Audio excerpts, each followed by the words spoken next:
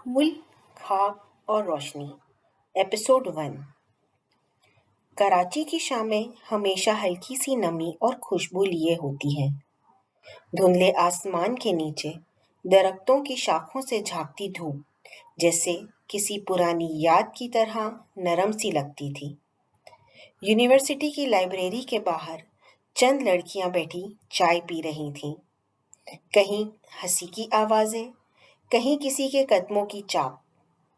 انہی راہوں پر ایک لڑکی آہستہ آہستہ چل رہی تھی، ہاتھوں میں کتابیں، چہرے پر سکون اور آنکھوں میں وہ گہرائی جو کسی طوفان کو بھی شرما دے۔ یہ حیا تھی۔ حیا کے چہرے پر ایک انوکھا سکون تھا۔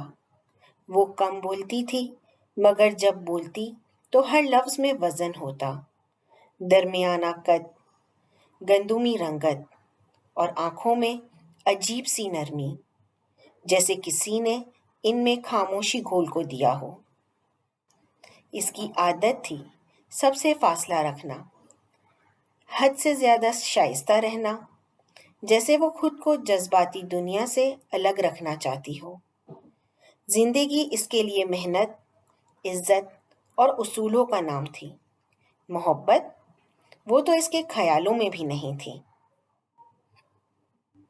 اسی یونیورسٹی میں بزنس فیکلٹی کا ایک طالب علم تھا، اسد احمد۔ سب کے لیے وہ خوش مزاج، مددگار اور بے حد ذہین سمجھا جاتا تھا۔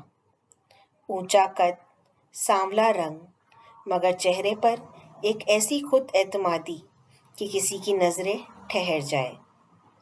اس کے بولنے کا انداز نرم مگر پر اثر تھا۔ وہ امیر گھرانے کا بیٹا تھا، مگر غرور سے نا واقف۔ لڑکیاں اسے پسند کرتی تھیں، دوست اس سے محبت کرتے تھے اور اس کے استاد اس پر فخر کرتے تھے۔ ایک دن لائبریری میں حیا ایک کتاب تلاش کر رہی تھی۔ بار بار شیلف بدلنے کے باوجود وہ کتاب نہیں ملی۔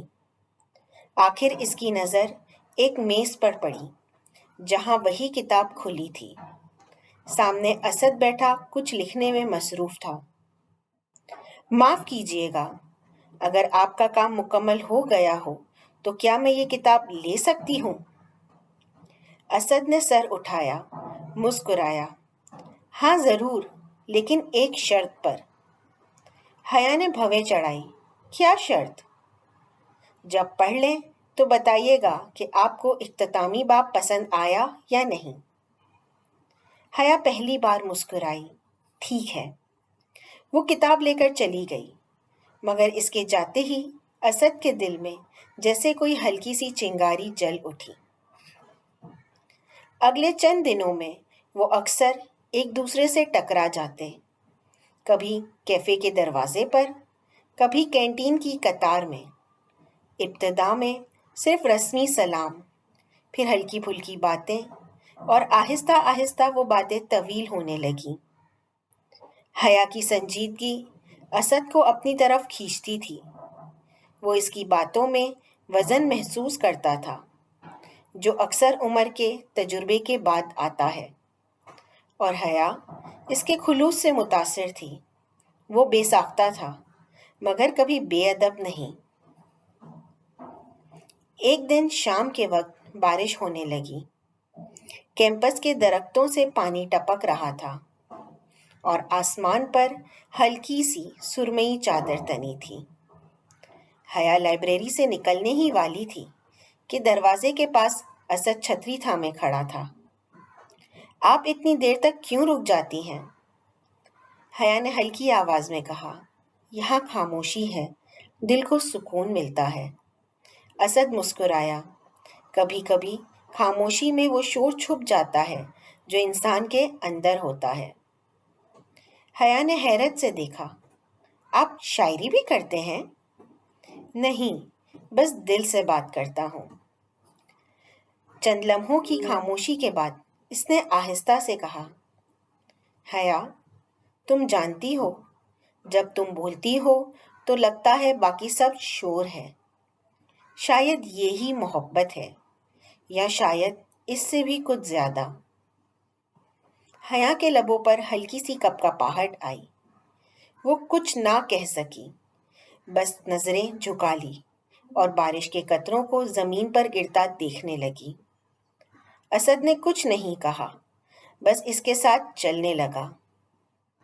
وقت گزرتا گیا، دونوں کی دوستی گہری ہونے لگی۔ وہ ساتھ پڑھتے، ہنستے، خوابوں کی بات کرتے۔ حیا کے چہرے پر اب کبھی کبھار وہ نرم مسکراہٹ نظر آنے لگی جو پہلے کہیں چھپی ہوئی تھی۔ اسد اسے اپنی دنیا کا مرکز سمجھنے لگا۔ ایک دن اسد نے حیا کے سامنے بات صاف کر دی۔ میں تم سے شادی کرنا چاہتا ہوں۔ حیا چند لمحے خاموش رہی، پھر بولی، تمہیں پتہ ہے نا ہمارے والدین ایسا کبھی نہیں مانیں گے، ہم مختلف دنیا کے لوگ ہیں۔ اسد نے پورے یقین سے کہا، دنیا کی قیدیں دل کی سچائی کو نہیں روک سکتی، میں منا لوں گا ان سب کو۔ مگر اس کی بات سچ ثابت نہ ہو سکی۔ اس کے گھر میں جیسے طوفان آ گیا۔ والد نے دو ٹوک لہجے میں کہا، اگر تم نے اس لڑکی سے شادی کی تو ہمارے لیے تم مر گئے۔ اور اسد بنا کچھ کہے ان کی آنکھوں میں دیکھا، پھر کہا، پھر آج سے میں ان کے لیے زندہ ہوں جو میرے دل میں بستے ہیں۔ اور وہ سب کچھ چھوڑ گیا، دولت، نام، آسائشیں، سب۔ اس نے صرف ایک چیز تھامی، حیا کا ہاتھ۔ شادی سادہ تھی، کوئی بڑی تقریب نہیں، بس چند گواہ، چند دعائیں۔ حیا کے والدین نے شرکت نہیں کی، مگر اسد کے چہرے پر وہ سکون تھا جو شاید صرف محبت دے سکتی تھی۔ کرائے کے ایک چھوٹے سے اپارٹمنٹ میں انہوں نے نئی زندگی شروع کی۔ اسد صبح دفتر جاتا، واپسی پر حیا کے لیے چائے بناتا اور ہنستے ہوئے کہتا، ڈاکٹر صاحبہ آج کتنے مریضوں کی مسکراہٹ دی آپ نے؟ حیا کہتی، اتنی ہی جتنی تم ہر روز مجھے دیتے ہو۔ زندگی چھوٹی تھی مگر مکمل۔ محبت میں دکھاوا نہیں، صرف خلوص تھا۔ وہ دونوں ایک دوسرے کے سہارے، ایک دوسرے کے خواب بن گئے تھے۔ ان کے دن خوشیوں سے بھرے گزر رہے تھے، مگر قسمت کو شاید ان خوشیوں سے حسد تھا۔ وہ نہیں جانتے تھے کہ آنے والے دنوں میں ان کی کہانی ایک ایسا موڑ لینے والی ہے جس کے بعد کچھ بھی ویسا نہیں رہے گا۔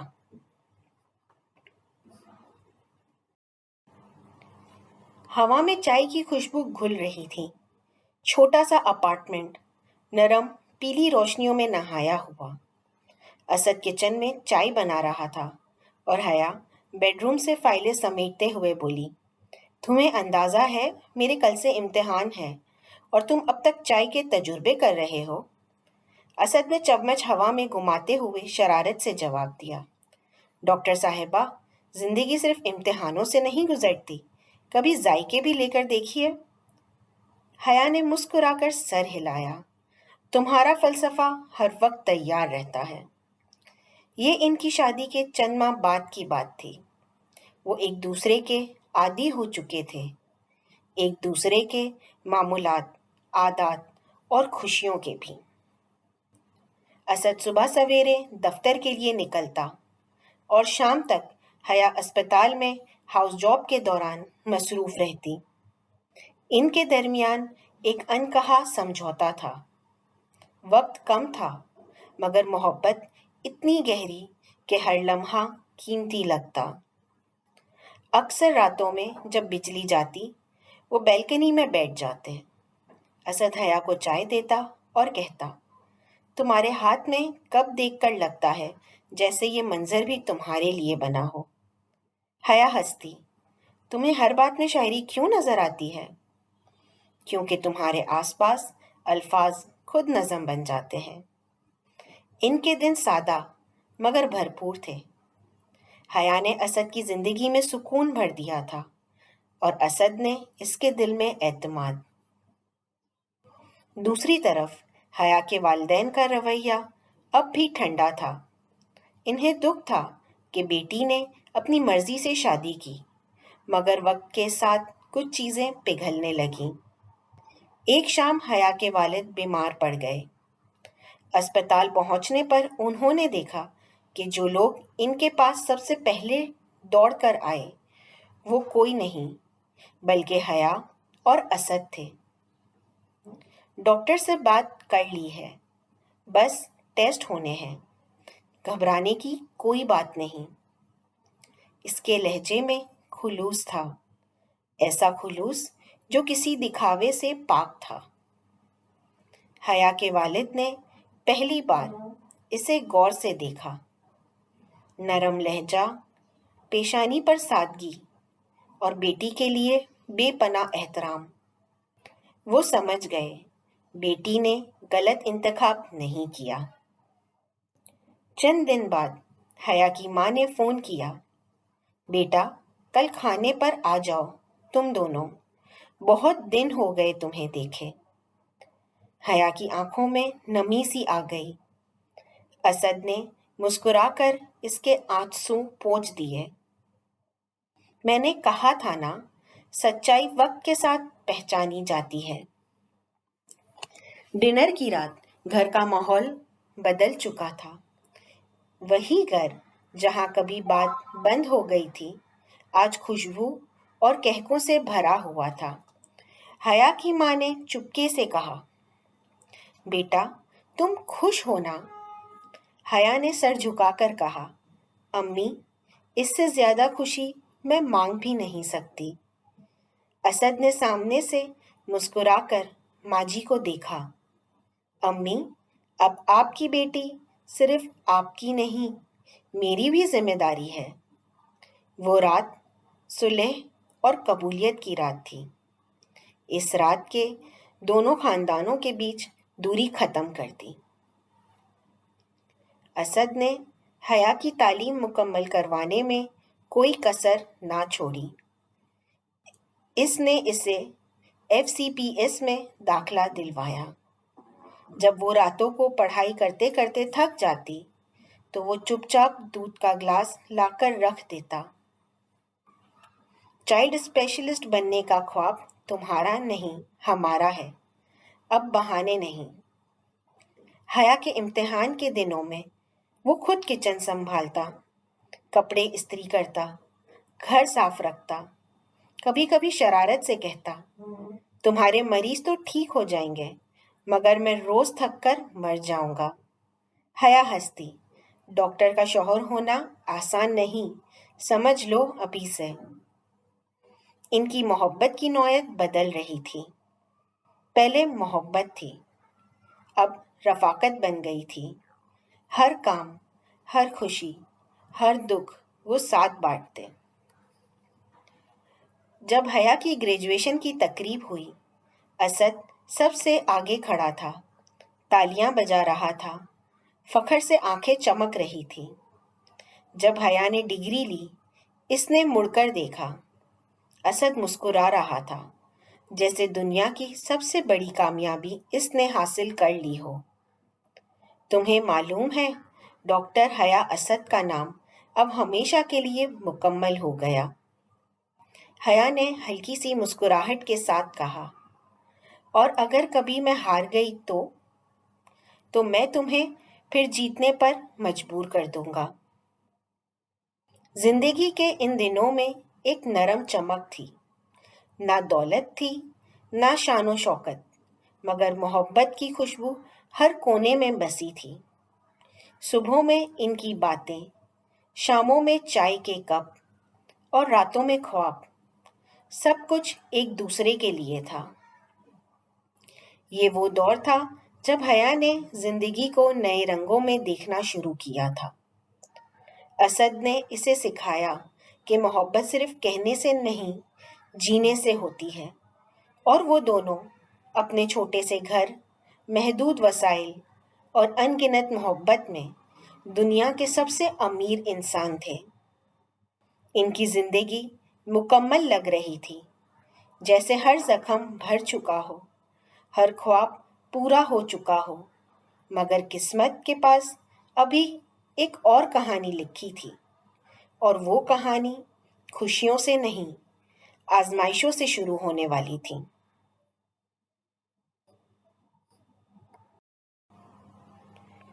صبح کی روشنی کھڑکی کے پردوں سے اندر سے رکھ کر کمرے میں پھیل رہی تھی۔ نرم سنہری روشنی میں حیا کا چہرہ دمک رہا تھا۔ وہ ابھی تک سوئی ہوئی تھی، چادر آدھی گری ہوئی، بال بکھرے ہوئے، مگر چہرے پر سکون۔ اسد نے چپکے سے کمرے کا دروازہ کھولا، ہاتھ میں 2 کپ چائے لیے اندر آیا۔ وہ کچھ دیر دروازے کے پاس کھڑا رہا، اسے دیکھتا رہا۔ ہلکی سی مسکراہٹ اس کے لبوں پر آ گئی۔ ڈاکٹر صاحبہ، سورج کب کا ڈیوٹی پر آ چکا ہے، اور آپ ابھی تک خوابوں کی نرسری میں مصروف ہیں؟ حیا نے آنکھیں نیم وا کی، چہرے پر ہلکی سی شرمیلی مسکراہٹ آئی۔ جب خواب اتنے خوبصورت ہوں تو ان سے نکلنے کا دل نہیں چاہتا۔ اسد نے چائے کا کپ آگے بڑھایا۔ پھر خوابوں میں بھی چائے پی لیجئے، حقیقت میں ٹھنڈی ہو جائے گی۔ وہ دونوں ہنس پڑے۔ یہی ان کی زندگی کا معمول تھا، محبت، ہنسی اور ایک سکون جو کسی محل میں بھی نہیں ملتا۔ ان کی شادی کو 4 سال گزر گئے تھے۔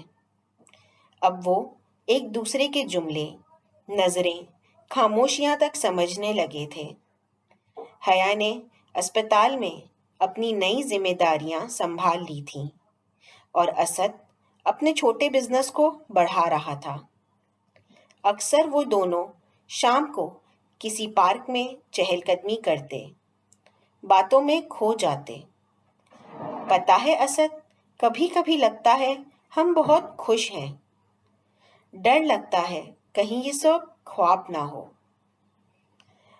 اسد نے اس کا ہاتھ تھاما۔ اگر یہ خواب ہے تو میں نہیں چاہتا کہ کبھی ٹوٹے۔ حیا نے ہلکے سے سر جھکا کر مسکرا دیا، اور اگر ٹوٹ گیا تو پھر تمہارے ساتھ نیا خواب بنا لوں گا۔ شام کے رنگ آسمان پر پھیل رہے تھے۔ کراچی کی سڑکوں پر وہ نرم سا اندھیرا اتر رہا تھا جس میں شہر کے چراغ جگمگانے لگتے تھے۔ حیا نے کھڑکی سے باہر جھانکا۔ ہلکی بوندا باندی شروع ہو چکی تھی۔ اسد گاڑی ڈرائیو کر رہا تھا، اور پچھلی سیٹ پر حیا کے والدین بیٹھے تھے۔ چاروں ایک ہی گاڑی میں، خوش اور مطمئن۔ آج ایک خاص دن تھا، حیا کے والدین کی شادی کی سالگرہ۔ ان کے چہروں پر سکون تھا، دلوں میں مان۔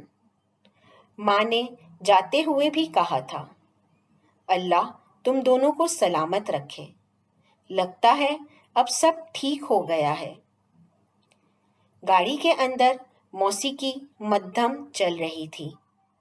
حیا نے سر ٹکائے ہوئے کہا، امی، آپ کو یاد ہے نا میری بچپن کی ضد کہ میں ایک دن ڈاکٹر بنوں گی؟ امی ہنسی، اور وہ بھی ڈاکٹر حیا اسد۔ دیکھو، خواب پورا بھی ہوا اور نام میں محبت بھی جڑ گئی۔ سب ہنس پڑے۔ لمحہ خوبصورت تھا، جیسے زندگی نے ہر زخم بھر دیا ہو۔ اسد نے ریئر ویو مرر میں ان سب کی مسکراتی شکلیں دیکھی، پھر آہستہ سے بولا، یہی لمحہ ہے نا جس کے لیے ہم نے سب کچھ برداشت کیا تھا۔ حیا نے مسکرا کر اس کا ہاتھ تھاما۔ ہاں، اور اب سب ٹھیک ہے۔ مگر قسمت کب کسی کے یقین پر رکی ہے؟ بارش اب تیز ہو چکی تھی، سڑک چکنی ہو گئی تھی۔